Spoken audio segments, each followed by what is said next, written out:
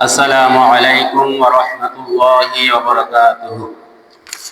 إن الحمد لله نحمده ونستعينه ونستغفره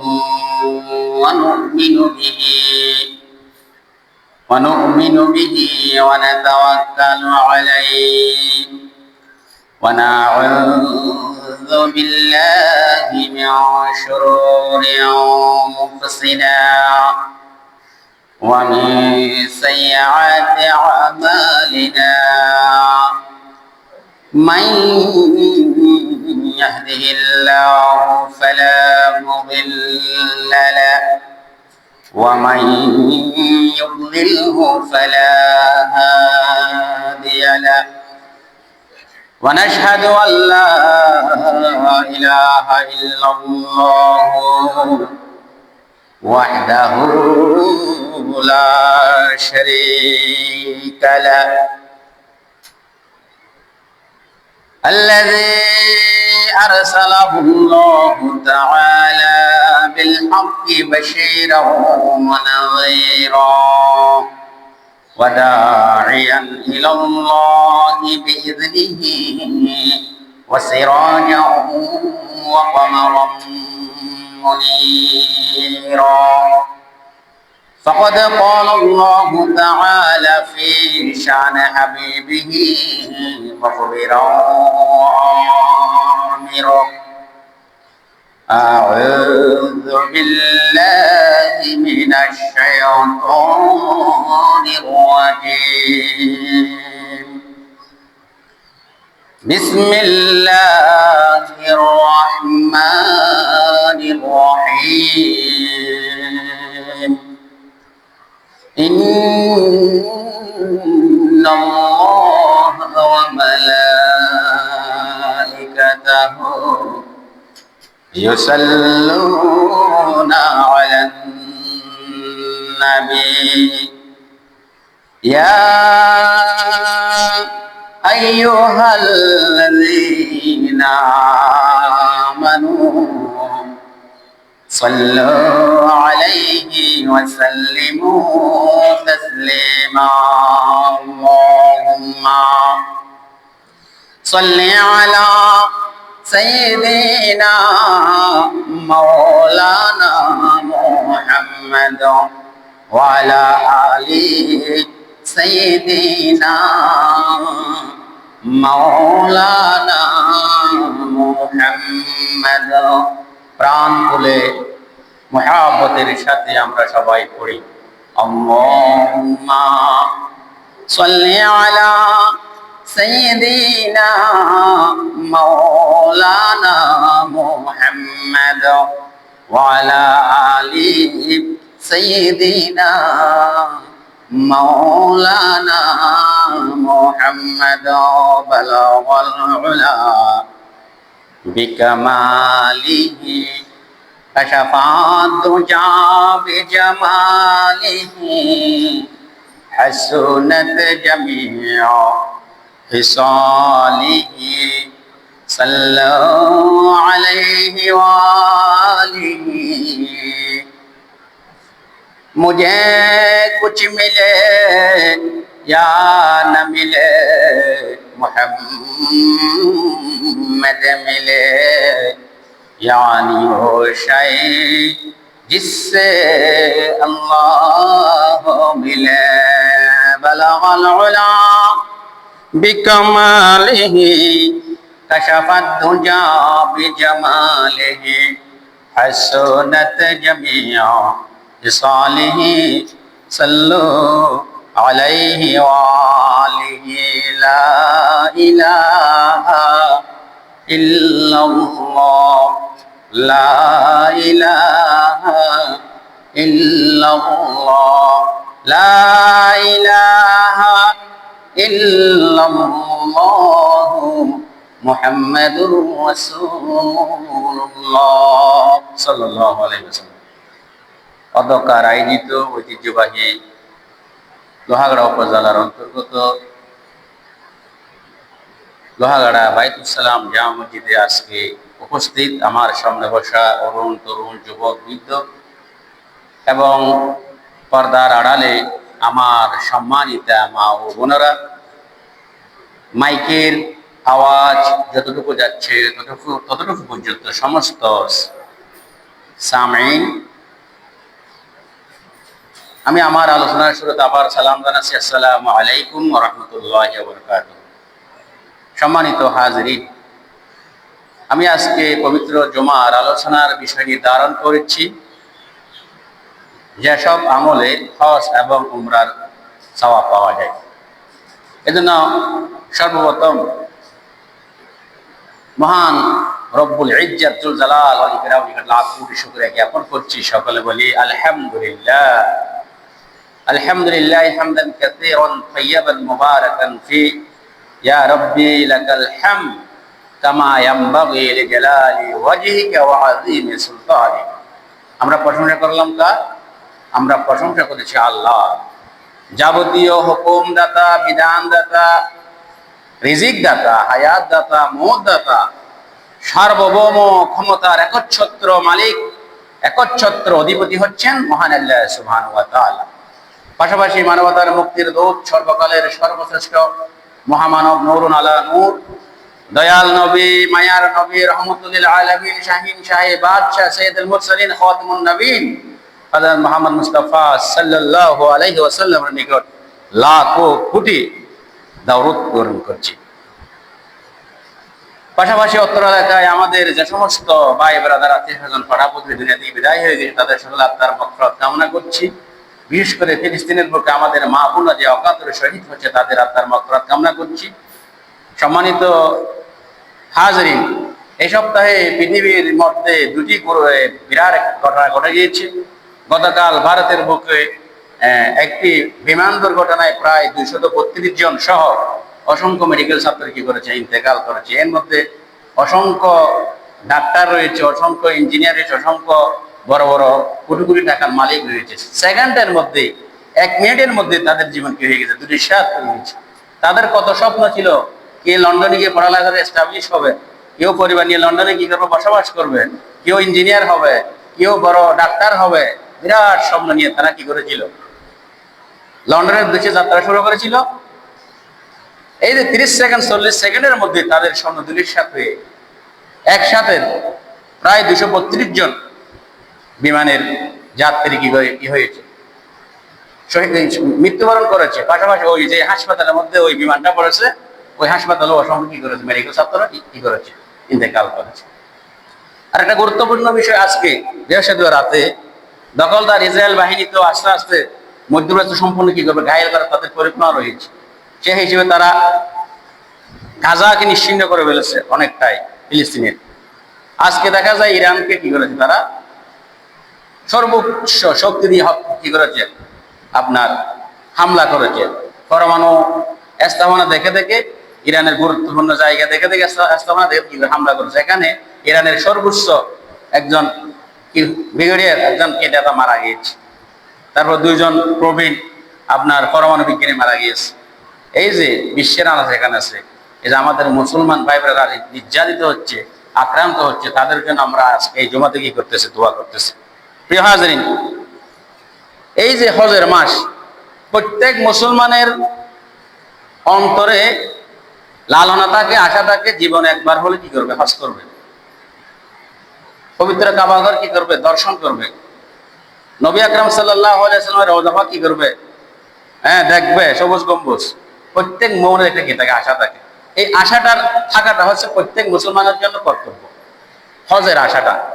এই যে হজ যে আশা থাকে, এই হজ যদি আপনি কোনো কারণে আদায় করতে না পারেন, তাহলে আপনারা এই যে কতগুলো আমল রয়েছে, যে আমলগুলো করলে আল্লাহ রাসূল সাল্লাল্লাহু আলাইহি ওয়াসাল্লাম বলেছেন, আল্লাহ তাআলা কি করবেন, হজ এবং উমরার কি দেবেন, সওয়াব দেবেন। এজন্য যে কোনো আমল করার ক্ষেত্রে নিয়ত হচ্ছে গুরুত্বপূর্ণ। যে কোনো কিছু আমল করার ক্ষেত্রে কি নিয়ত একটি গুরুত্বপূর্ণ বিষয়। নিয়তের উপরেই সবকিছু কি হয়, আপনার কাজ সমাধান হয়, সমস্ত কিছু নির্ধারিত হয় নিয়তের উপর। এজন্য আল্লাহ রাসূল সাল্লাল্লাহু আলাইহি ওয়াসাল্লাম বলেছেন, ইন্নামাল আমালু বিন্নিয়াত। এই জন্য যে ব্যক্তি অন্তরের মধ্যে দৃঢ় নিয়ত রাখে, দৃঢ় ইচ্ছা রাখে যে সে একটা ভালো কাজ করবে, সে একটা কি করবে, ভালো কাজ করবে, পুণ্যের কাজ করবে, সেই কাজটা যদি সে করতেও না পারে, আল্লাহ সুবহানাহু ওয়া তাআলা তার আমলনামা কি করে দেবেন? সওয়াব লিপিবদ্ধ করে দেবেন। সে নিয়ত করেছে, কিন্তু ইচ্ছা করেছে, কিন্তু আল্লাহ সে করতে পারে নাই, করতে না পারলেও তার আমলনামায় আল্লাহ তাআলা কি করে দেবেন? সওয়াব লিপিবদ্ধ করে দেবেন। আর কাজটা যদি সে করে ফেলে, তাহলে তার আমলনামায় আল্লাহ কি করবেন? 10 গুণ সওয়াব লিপিবদ্ধ করে দেবেন। বলেন না সুবহানাল্লাহ। এজন্য প্রত্যেক মুমিনের উচিত হচ্ছে ভালো ভালো কাজের নিয়ত করা। করতে পারো আর না পারো, কিন্তু নিয়ত রাখতে আমি এই কাজ করবো, এই কাজ করবো, ভালো ভালো কাজ করা কি করে? অন্তরের মধ্যে নিয়ত পোষণ করাটা হচ্ছে প্রত্যেক মুমিনের কর্তব্য। এই কারণে কি হবে? আপনি নিয়ত করেছেন, নিয়ত করার সাথে সাথে কিরামান কাতিবিন আপনার আমলনামায় কি করবেন? সওয়াব লিপিবদ্ধ করে দেবেন। এজন্য প্রত্যেক মানুষের হচ্ছে ভালো কাজ করার জন্য সাধ্য মতো চেষ্টা করা, চেষ্টার কোনো কিনারা কমতি না রাখা। এই জন্য নবী আকরাম সাল্লাল্লাহু আলাইহি ওয়াসাল্লাম বলেছেন, পৃথিবীর মধ্যে 4 ধরনের লোক রয়েছে। কয় ধরনের লোক? 4 ধরনের লোক পৃথিবীর মধ্যে কি করে বসবাস করে। ওয়া রাসূলুল্লাহ সাল্লাল্লাহু আলাইহি ওয়াসাল্লাম, আল্লাহ রাসূল সাল্লাল্লাহু আলাইহি ওয়াসাল্লাম ইরশাদ করেন, ইন্নামাদ দুনিয়া লিআরবাআতি নাফারিন, পৃথিবীতে 4 ধরনের কি রয়েছে? লোক রয়েছে, মানুষ রয়েছে। আবদিন রাযাকাহুল্লাহু মালান ওয়া ইলমান, এমন কতগুলো বান্দা রয়েছে যাদেরকে আল্লাহ সুবহানাহু ওয়া তাআলা রিজিক দিয়েছেন এবং ইলম দান করেছেন। ফাহুয়া ইয়াত্তাকি ফি, এবং সে এগুলা নিয়ে আল্লাহকে ভয় করে। ওয়া ইয়াসিলু ফিহি রহিমাহু, এবং আত্মীয়তার সম্পর্ক সে কি করে বজায় রাখে, আত্মীয়তার সম্পর্ক কি করে রক্ষা করে চলে। ওয়া ইয়ালামুল্লাহু ফিহি হাক্কা, এবং তার সম্পদের ব্যাপারে আল্লাহ সুবহানাহু ওয়া তাআলার হক সম্পর্কে কি রয়েছে সে সচেতন হয়েছে। ধন সম্পদ দিয়েছে, এলমও দিয়েছে, এবং সেই সম্পদ এবং এলমের ব্যাপারে আল্লাহকে ভয় করে, আত্মীয়তার সম্পর্ক রক্ষা করে চলে, এবং যে আল্লাহর হক রয়েছে সে আল্লাহর হক সম্পর্কে কি রয়েছে? সচেতন রয়েছে। এই হচ্ছে এক প্রকারের মানুষ। এই প্রকারের মানুষকে আল্লাহ রাসূল সাল্লাল্লাহু আলাইহি ওয়াসাল্লাম বলেছেন, ফাহাযা বিআফদালিল মানাজিল, এই ব্যক্তিটা হচ্ছে একজন সর্বশ্রেষ্ঠ স্তরের মানুষ। বলেন না সুবহানাল্লাহ। সর্বশ্রেষ্ঠ স্তরের মানুষ হচ্ছে এই ব্যক্তি। 2 নম্বরের মধ্যে আল্লাহ সাল্লাল্লাহু আলাইহি ওয়াসাল্লাম বলেন, ওয়া আবদিন রাযাকাহুল্লাহু ইলমান, আর এমন একজন বান্দা রয়েছে যাকে আল্লাহ সুবহানাহু ওয়া তাআলা জ্ঞান দান করেছেন। ওয়ালা মিরযাকুহু মালান, কিন্তু তাকে কি দেওয়া হয়নি? সম্পদ দেওয়া হয়নি, সম্পদ দান করেনি। ফাহুয়া সাদিকুন নিয়া, কিন্তু তার নিয়ত সহিহ, তার নিয়ত স্বচ্ছ, সে একনিষ্ঠ নিয়ত করে। ইয়াকুল, সে বলে, লাউ আন্নালি মালান, যদি আমার কোনো ধন সম্পদ হয় থাকে, লা আমিলতু বিআমালিন ফুলানা, আমি ওই ব্যক্তির মতো কি করব? আমল করব। আমি কি করব? যাকাত দেব, আমি সাদাকা করব, আমি হজ করব, এরকম নিয়ত করে, কিন্তু টাকা নাই, এলম আছে। ফাহুয়া বিনিয়াতিহি, এই তার নিয়তের কারণে, ফাজরুহুমা ইয়ালামুল্লাহু ফিহি সাওয়া, ফাজরুহুমা সাওয়া, আল্লাহ সুবহানাহু ওয়া তাআলা এই নিয়তের কারণে ওই যে ব্যক্তির কাছে ধন সম্পদ ছিল, ইলম ছিল, সেই ব্যক্তি যে আমল করবে, এই ব্যক্তির কাছে ইলম আছে কিন্তু ধন সম্পদ নাই, ওই ব্যক্তি যে যাকাত দিয়েছে, সাদাকা করেছে, হজ করেছে, সেই সবটা এই ব্যক্তির আমলনামায় আল্লাহ তাআলা কি করে দেবেন? লিপিবদ্ধ করে দেবেন। বলেন না সুবহানাল্লাহ। কিসের কারণে? একমাত্র নিয়তের কারণে। আপনি কাজটি করেন নাই, কিন্তু আশা করতেছেন মনে মনে, তাহলে ওই যে যার কাছে টাকা পয়সা আছে, সে দান করে, সাদাকা করে, যাকাত দেয়, ওই সওয়াবও আপনার আমলনামায় কি করা হবে? লিপিবদ্ধ করে দেওয়া হবে। এরপরে তৃতীয় ব্যক্তি হচ্ছে ওই ব্যক্তি, ওয়াবুদিন রাযাকাহুল্লাহু মালান, যে ব্যক্তিকে আল্লাহ সুবহানাহু ওয়া তাআলা কি করেছেন? ধন সম্পদ দিয়েছেন। ওয়ালাম ইয়ারযাকু ইলমান, এবং তাকে কি দেওয়া হয়নি? আপনার জ্ঞান দেওয়া হয়নি। সম্পদ দিয়েছে, আবার জ্ঞান দেওয়া হয়নি। ফাহুয়া ইয়াহবাতু ফি মালিহি বিগাইরি ইলমি লা ইয়াত্তাকি ফিহি রাব্বুহু, সে এমন বা আমল করে, অন্যায় করে, জুলুম করে, নির্যাতন করে, সেই টাকাগুলো নিয়ে কি করে? খারাপ কাজ করে, আল্লাহর নাফরমানির কাজ করে। তার প্রতিপালকে সে কি করে না? সে সম্পত্তির ব্যাপারে ভয় করে না। যেখানে ইচ্ছে সেখানে কি টাকা পয়সা খরচ করে, অন্যায় কাজে খরচ করে। ওয়ালা ইয়াসিলু ফিহি রহিমা, এবং সে আত্মীয়তার সম্পর্ক রক্ষা করে চলে না। ধন সম্পদ দিয়েছে ব্যক্তি থাকে, সে টাকাগুলোকে খারাপ কাজে, অন্যায় কাজে, বিভিন্ন মন্দ কাজে খরচ করে, আল্লাহকে ভয় করে না এবং আত্মীয়তার সম্পর্ক রক্ষা করে চলে না। ওয়ালা ইয়ালামুল্লাহু ফি হাক্কা, এবং আল্লাহ তাআলার হক সম্পর্কে সে কি নয়, সচেতন নয়। আল্লাহ রাসূল সাল্লাল্লাহু আলাইহি ওয়াসাল্লাম বলেন, ফাহাজা বিআহবাসিল মানাজিল, সে হচ্ছে সর্বনিকৃষ্ট স্তরের মানুষ, সবচেয়ে খারাপ স্তরের মানুষ, সবচেয়ে নিকৃষ্ট স্তরের মানুষ এই ব্যক্তি। ওয়া আবদিন, চতুর্থ প্রকারের মানুষ হচ্ছে লাম ইয়ারযাকুল্লাহু মালান, যাকে আল্লাহ তাআলা কি দেয়নি, সম্পদও দেয়নি, ওয়ালা ইলমান, এবং জ্ঞানও দেয়নি, একেবারে গরিব, নিঃস্ব, অসহায়। ফাহুয়া ইয়াকুলু, সে গরিব কিন্তু অসহায়, সে বলে লাউ আন্না লি মালান লা আমিলতু ফীহি বিআমালিন ফুলানা, আমি যদি ধন সম্পদের মালিক হই, আমি ওই যে খারাপ ব্যক্তি, 3 নম্বর ব্যক্তির মতো আমল করবো, এই করবো, সিনেমা বানাবো, মদের বাদ দেবো, গান বাজার আয়োজন করবো, এই সেই নিয়ম। টাকা পয়সা নাই, একেবারে এলোমো নাই, গরিব মানুষ, নিঃস্ব মানুষ। ফাহুয়া বিনিয়াতিহি, সে তার নিয়তের কারণে, ফইজরুহুমা সাওয়া, ওই যে তৃতীয় ব্যক্তি যে গুনাহ করেছে ধন সম্পদ এবং জ্ঞান দেওয়ার কারণে, তার সমপরিমাণ এই যে পাপগুলো তার আমল নামায় কি করা হবে, লিপিবদ্ধ করা হবে। এই যে এই জন্য আমাদেরকে প্রত্যেককে এই হাদিসের আমল হচ্ছে আমাদের সহি নিয়ত থাকতে হবে, ভালো কাজে, ভালো কাজের নিয়ত যদি থাকে, সহি নিয়ত যদি থাকে, এটা আমল আমি আদায় করতে না পারলেও আমল নামে আল্লাহ তাআলা কি করবেন, সওয়াব লিপিবদ্ধ করবেন। এই জন্য নিয়ত হচ্ছে সবচেয়ে গুরুত্বপূর্ণ বিষয়। এরপরে এই যে আমরা নিয়ত সহি করার কারণে আমরা আমাদেরকে আল্লাহ সুবহানাহু ওয়া তাআলা কি করবেন, পুণ্য দেবেন, সওয়াব দান করবেন। এখন যেসব আমলে হজের সওয়াব পাওয়া যায়, উমরার সওয়াব পাওয়া যায়, এর মধ্যে প্রথম হচ্ছে নামাজের পরে তাসবিহ পাঠ করা। নামাজের পরে কি করা, তাসবিহ ফাতিমি পাঠ করা। সুবহানাল্লাহ 33 বার, আলহামদুলিল্লাহ 33 বার, আল্লাহু আকবার 33 বার, 33 বার করে সুবহানাল্লাহ, 33 বার করে আলহামদুলিল্লাহ, 33 বার করে আল্লাহু আকবার বললে আল্লাহ সুবহানাহু ওয়া তাআলা ওই ব্যক্তির আমলনামায় একটি হজ এবং একটি উমরার সওয়াব লিপিবদ্ধ করে দেন। বলেন না সুবহানাল্লাহ। জাল ফুকরা ইলান নবী সাল্লাল্লাহু আলাইহি ওয়াসাল্লাম, একদল দরিদ্র অসহায় ব্যক্তি নবী করিম সাল্লাল্লাহু আলাইহি ওয়াসাল্লাম কি করলেন, আগমন করলেন। ফাকালু যাহাবা আহলুদ দুসুর মিনাল আমওয়ালি বিদারাজাতিল উলা, ধনী ব্যক্তিরা কি করে, তাদের ধন সম্পদের কারণে, দান সাদাকা করার কারণে, যাকাত দেওয়ার কারণে তারা সর্বোচ্চ স্তরে কি হয়েছে, উপনীত হয়েছে। ওয়ান নাঈমুল মুকাদ্দামি, এবং তারা অসংখ্য নিয়ামতের অধিকারী হয়েছে, অংশীদার হয়েছে। অথচ ইউসাল্লুনা কামা নুসাল্লি, তারাও নামাজ পড়ে, আমরাও নামাজ পড়ি। ওয়া ইয়াসুমুনা কামা নাসুমু, আমরাও কি করি, রোজা রাখি, তারাও রোজা রাখে। ওয়ালাহুম ফাদলু মিন আমওয়ালিন ইয়াহজ্জুনা বিহা, কিন্তু তাদের মর্যাদা হচ্ছে তাদের টাকা পয়সা থাকার কারণে তারা কি করে, হজ করার কারণে কি হয়েছে, মর্যাদাবান হয়েছে। ওয়া তামিরুনা, এবং তারা কি করে, উমরাও করে। ওয়া জাহিদুনা, এবং তারা কি করে, জিহাদও করে।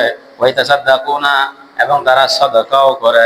ওয়ালা, তখন আল্লাহ রাসূল সাল্লাল্লাহু আলাইহি ওয়াসাল্লাম বলেন, আলা উহাদ্দিসুকুম আন আখাযতুম আদরাকতুম মিন সাবরাকুম ওয়া লাম ইদরাকুম আহাদুম বা'দাকুম, আমি কি তোমাদের এমন কোন সংবাদ দেব না যেটা পালন করলে তোমরা তাদের সাথে তারা অগ্রগামী হবে, তাদের সাথে তারা কি হবে, পুণ্যবান হবে, এবং তোমরা সবচেয়ে উন্নত মানের কে, উত্তম, সবচেয়ে সর্বশ্রেষ্ঠ উম্মত হিসেবে পরিগণিত হবে। কুনতুম খায়রুম মিন আনতুম বাইনা জাহারানিয়া, তাদের থেকে আরো ভালো কি হবে, অগ্রগামী হবে, আমলের অধিকারী হবে।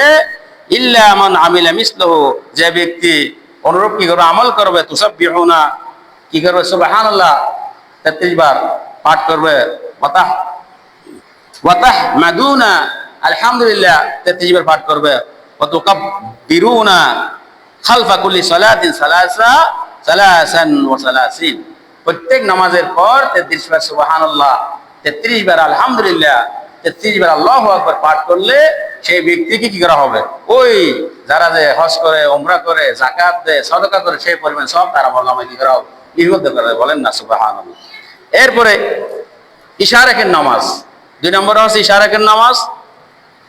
ফজরের নামাজের পর সূর্যোদয়ের পূর্ব পর্যন্ত মসজিদে বসে কি করা, জিকির আজকার করা।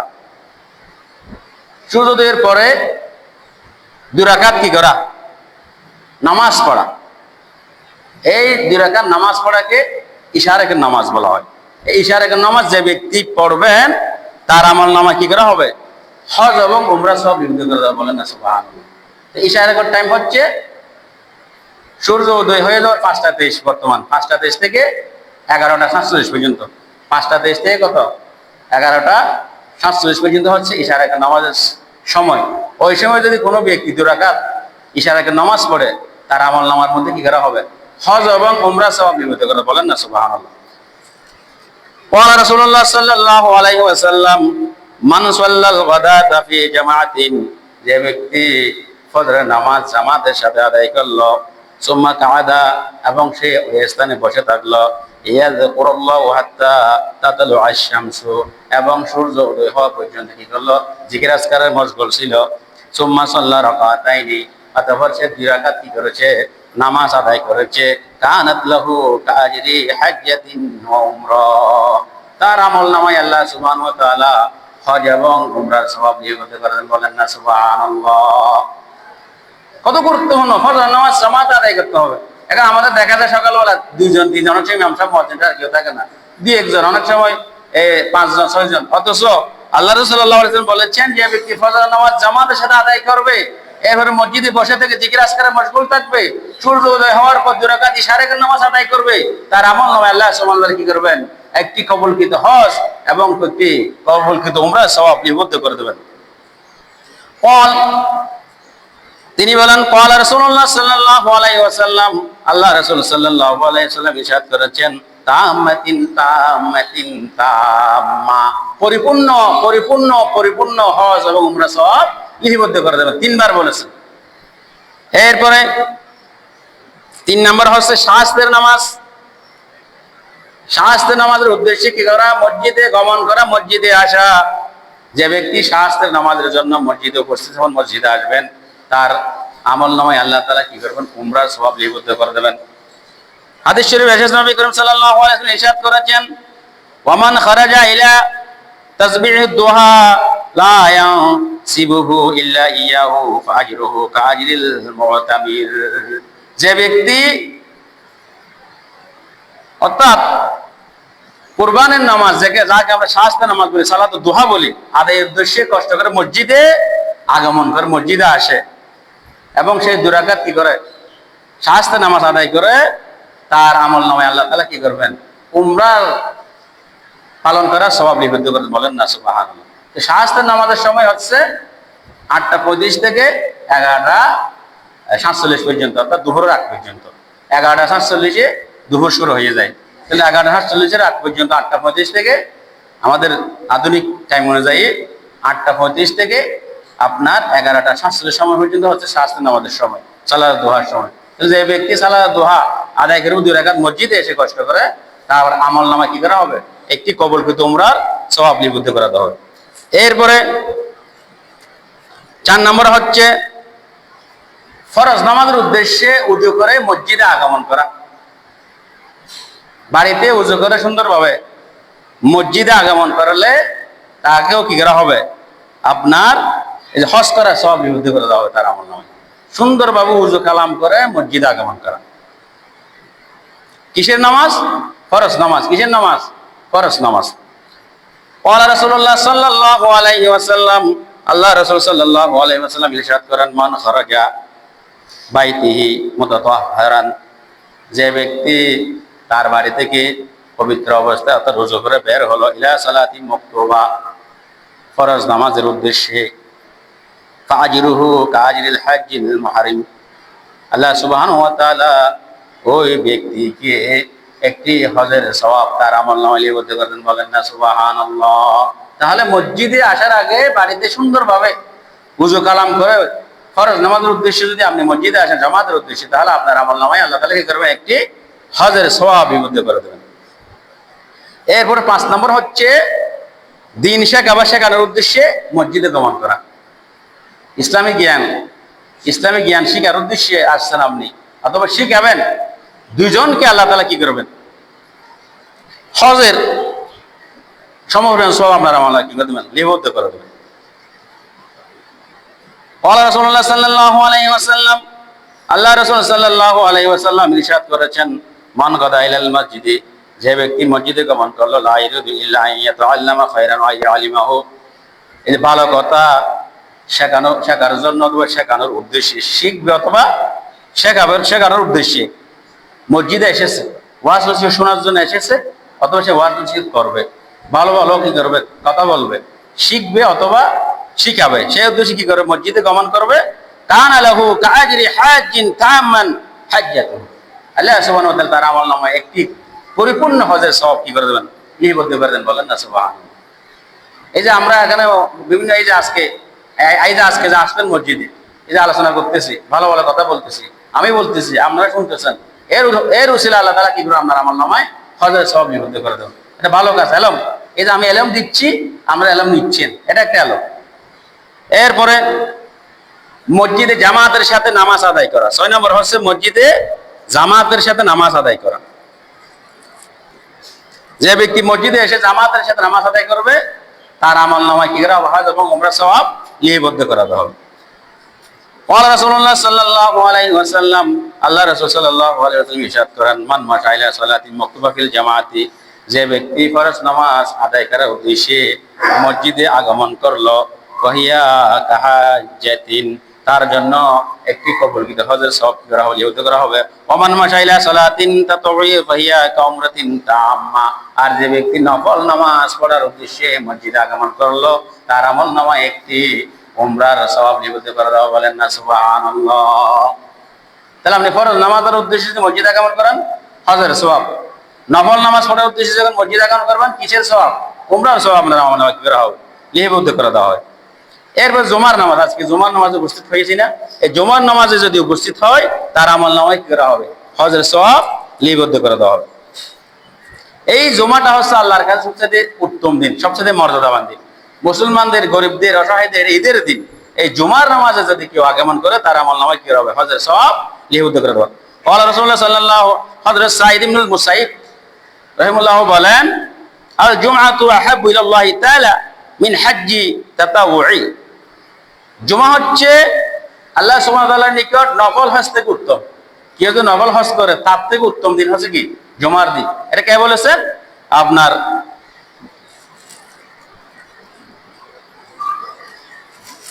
সাঈদ ইবনুল মুসাইয়্যিব রাহমাতুল্লাহ আলাইহি বলেন, এই জুমা আল্লাহর কাছে সবচেয়ে প্রিয় হচ্ছে একটি কি, আপনার এই যে নফল হজের থেকে উত্তম দিন। এরপরে ঈশা ও ফজর নামাজ জামাতের সাথে আদায় করা, ঈশার নামাজ এবং ফজর নামাজ কি করা, জামাতের সাথে মসজিদে আদায় করলে আপনি হজ এবং উমরার কি পাবেন, সওয়াব পাবেন। যেমন হযরত উকরা বিন আব্দুল গাফির রাহিমাহুল্লাহ বলেন, জামাতের সাথে ঈশার নামাজ আদায় করা হজের সমান সওয়াব লিপিবদ্ধ করে দেওয়া হবে। আর জামাতের সাথে যে ব্যক্তি ফজর নামাজ আদায় করবেন, ফজর নামাজ পড়ে তার আমলনামায় একটি উমরার সওয়াব লিপিবদ্ধ করা। বলেন না সুবহানাল্লাহ। তাহলে ঈশার নামাজ আদায় করলে আপনার আমলনামায় একটি হজের সওয়াব লিপিবদ্ধ করে দেওয়া হবে। আর আপনি যখন ফজর নামাজ জামাতের সাথে আদায় করবেন তখন আপনার আমলনামায় কি করা হবে, একটি উমরার সওয়াব লিপিবদ্ধ করে দেওয়া। বলেন না সুবহানাল্লাহ। এরপরে সবচেয়ে গুরুত্বপূর্ণ হচ্ছে পিতামাতার খেদমত করা, পিতামাতার সেবা শুশ্রূষা করা। পিতামাতার সেবা শুশ্রূষা করলে, পিতামাতার আনুগত্য করলে, পিতামাতার কথা মতো চললে আপনার আমলনামায় হজ এবং কি করা হবে, উমরার সওয়াব লিপিবদ্ধ করে দেওয়া হবে। সবচেয়ে 3টা হকের মধ্যে 2 নম্বর হক হচ্ছে মাতা পিতার হক। হকুল্লাহ, প্রথম আল্লাহর হক আদায় করতে হবে। এরপর হকুল ওয়ালিদাইন, মাতা পিতার হক আদায় করতে হবে। এরপর হচ্ছে হকুল নাস বা হকুল ইবাদ, বান্দার হক ও মানুষের হক। এই 3টা হক খুবই গুরুত্বপূর্ণ। এই 3টা হক যদি আল্লাহ যদি মাফ না করে, মাফ হবে না। আপনার মাতা পিতা যদি মাফ না করে, আপনি যদি হক নষ্ট করে, মাফ হবে না। বান্দা যদি মাফ না করে, হক কি হবে না, মাফ হবে না। এই জন্য হকের প্রতি আমাদেরকে সবচেয়ে সচেতন থাকতে হবে, খেয়াল রাখতে হবে। হকুল্লাহ, হকুল ওয়ালিদাইন, হকুল নাস অথবা হকুল ইবাদা, হকুল ইবাদ। এক সাহাবী নবী করিম সাল্লাল্লাহু আলাইহি ওয়াসাল্লামকে এসে বললেন, হে আল্লাহ রাসূল সাল্লাল্লাহু আলাইহি ওয়াসাল্লাম, আমার জিহাদ করার খুব আগ্রহ, খুব ইচ্ছা, কিন্তু আমার কিনা জিহাদ করার সামর্থ্য নাই। নবী করিম সাল্লাল্লাহু আলাইহি ওয়াসাল্লাম ওই সাহাবীকে জিজ্ঞেস করলেন, তোমার মাতা পিতা উভয়জন কি জীবিত আছে? তখন সাহাবী বলল, না, আমার মাতা পিতা উভয়ই জীবিত নাই, আমার মা কি আছে, জীবিত আছে। তখন নবী করিম সাল্লাল্লাহু আলাইহি ওয়াসাল্লাম বললেন, ফাআবলিল্লাহি ফি বাররিহা ফাইন্নাকা ইযা ফাআলতা যালিকা ফাআনতা হাজ্জুন ওয়া মু'তামির ওয়া মুজাহিদুন ইযা রাদিতু আনকা উম্মাকা ফাত্তাকিল্লাহ ওবিররাহা ক্বালাল, এই যে তাহলে তুমি কি করো, মায়ের সেবা করো এবং আল্লাহর সাথে কি করো, সুন্দর সম্পর্কে স্থাপন করো। যদি এটা করতে পারো এবং তোমার মা তোমার উপরে কি থাকে, সন্তুষ্ট থাকেন, তাহলে তুমি হজ এবং উমরার কি পাবে, সব পেয়ে যাবে। বলেন না সুবহানাল্লাহ। জিহাদে যাওয়ার চাইতে মায়ের সেবা করা অত্যন্ত গুরুত্বপূর্ণ।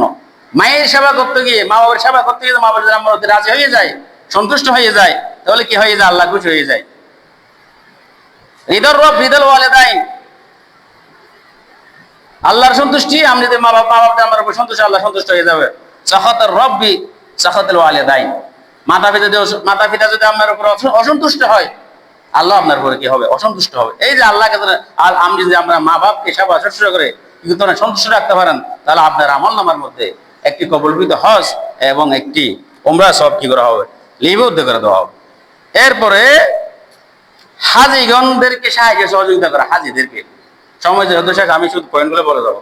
হাজিদেরকে, কোনো হজকারী ব্যক্তি হজ করতে গিয়েছেন, তাকে হজ করার সমস্ত কিছু আপনাকে কি করে দেওয়া, যেমন আমরা এজেন্সি, টিকিট, এই যে পরামর্শ বিভিন্নভাবে তাকে হজ করার কি দেওয়া, হজ করার জন্য সাহায্য সহযোগিতা করা। সে হজ করতে যাওয়ার পর তার পরিবার পরিজন কি করা, এই যে আপনার বিভিন্ন বিপদ হতে রক্ষা করা, তার পরিবারকে দেখা। যে ব্যক্তি হজকারী এভাবে সাহায্য করবে, তার পরিবারকে দেখবে, সেই ব্যক্তির আমল নামায় আল্লাহ তাআলা কি করবেন, একটি কবুলকৃত হজের সওয়াব বিভক্ত করেন। বলেন না সুবহানাল্লাহ। এটা হচ্ছে আপনার 10 নম্বর। 11 নম্বর হচ্ছে কোন মুসলিম ভাইয়ের প্রয়োজন পূরণ করে দেওয়া। কোন মুসলমান ভাই বিপদ আপদে পড়েছেন, কোন সমস্যায় পড়েছেন, কোন প্রয়োজন হয়েছে তার কিছু, তার প্রয়োজন পূরণ করে দেওয়া, তার সমস্যা দূর করে দেওয়া, তার বিপদ আপদে বলা মুসিবতে কি করা, তাকে সহযোগিতা করলে আপনি কি পাবেন, একটি হজের সওয়াব আপনার আমলনামায় কি করা হবে, লিপিবদ্ধ করে দেওয়া হবে। এরপরে ঈদের নামাজের জন্য ঈদগাহে যাওয়া। ঈদের নামাজের জন্য কি যাওয়া, ঈদগাহে উপস্থিত হলে, ঈদ উল ফিতরের নামাজে উপস্থিত হলে তার আমলনামায় একটি হজের সওয়াব লিপিবদ্ধ করে দেওয়া হবে। ঈদ উল আজহার নামাজে উপস্থিত হলে তার আমলনামায় একটি উমরা সওয়াব কি করা হবে, লিপিবদ্ধ করে দেওয়া হবে। এরপরে আপনার 13 নম্বর হচ্ছে অন্যকে হজ করানো। আপনি নিজে হজ করতে অক্ষম, হজ করতে পারতেছেন না, এখন আপনি আরেকজনকে হজ করিয়েছেন, তাহলে আপনার আমলনামায় ওই বদলি হজের কারণে আপনার আমলনামায় হজের সওয়াব লিপিবদ্ধ করা হবে। যে হজ করবে তার আমলনামায় কি করা হবে, হজের সওয়াব লিপিবদ্ধ করে দেওয়া হবে। এমন মনে করেন কারো মা বাবা মৃত্যুবরণ করেছে, মাতা পিতার পক্ষ হয়ে কেউ উমরা করেছে, কেউ হজ করেছে, অথবা কারো মাধ্যমে হজ করেছে, উমরা করেছে, ওই মৃত ব্যক্তির আমলনামায়ও ওই হজের সওয়াব উমরা সওয়াব কি করা হবে, লিপিবদ্ধ করে দেওয়া হবে। এরপরে রমজান মাসে উমরা পালন করা।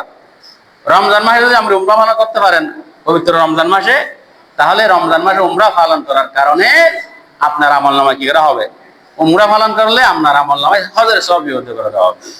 উমরা পালন করলে কি করতে হবে, কি করা হবে, আপনার আমলনামায় হজের সওয়াব লিপিবদ্ধ করে দেওয়া হবে। এরপরে যারা হজ করতে যায়, উমরা করতে যায়, এরা যদি মসজিদে কুবায় 2 রাকাত নামাজ পড়ে, মসজিদে কুবায় কি করে 2 রাকাত নামাজ পড়লে তার আমলনামায় একটি কবুলকৃত উমরা সওয়াব লিপিবদ্ধ করে দেওয়া হবে।